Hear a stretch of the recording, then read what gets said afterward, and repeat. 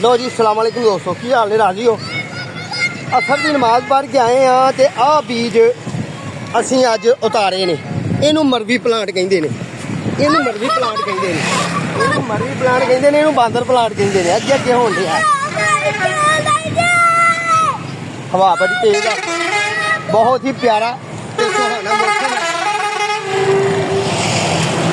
ते जनाब हसदियां खेडदियां ਤੁਹਾਡੇ ਨਾਲ ਗੱਲ ਕਰਦੇ ਰਹੇ। ਤੁਸੀਂ ਸਾਡੀ ਆਈਡੀ ਨੂੰ ਸਬਸਕ੍ਰਾਈਬ ਕਰ ਲਓ, ਬੈਲ ਆਈਕਨ ਦੇ ਬਟਨ ਦਬਾ ਲਓ ਤਾਂ ਕਿ ਅਗਲੀ ਮੁਲਾਕਾਤ ਬੜੀ ਸੋਹਣੀ ਸੁਥਰੀ ਹੋ ਜਾਏ। ਆ ਜਿਹੜੇ ਤੁਹਾਨੂੰ ਬੀਜ ਵਿਖਾਏ ਨੇ ਨਾ, ਇਹ ਇਨਸ਼ਾਅੱਲਾ ਮਰਵੀ ਦੇ ਬੀਜ ਨੇ ਤੇ ਬੀਜ ਨੇ ਐਸੇ ਮੌਸਮ ਜੇ ਬਾਰਿਸ਼ ਤੇਜ਼ ਨਾ ਹੋਈ ਤਾਂ ਬੀਜ ਕੇ ਵਿਖਾਉਂਦੇ ਆ। ਤੁਸੀਂ ਸਾਡੇ ਨਾਲ ਰਹਿਣਾ। ਚੌਥੇ ਮਹੀਨੇ ਦੀ ਵੀਡੀਓ ਹੈ। ਤੁਹਾਡੇ ਮਰਵੀ ਦੇ ਪੌਦੇ ਨੂੰ ਜੇ ਫੁੱਲ ਲੱਗੇ ਨੇ ਜਾਂ ਫਲ ਤੋਂ ਬਾਅਦ लाल लाल दाने बन गए ने, फल बन गया तो फिर बीज पक गया।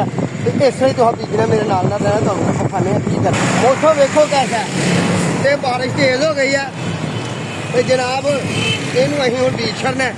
बाकी बाबा किधर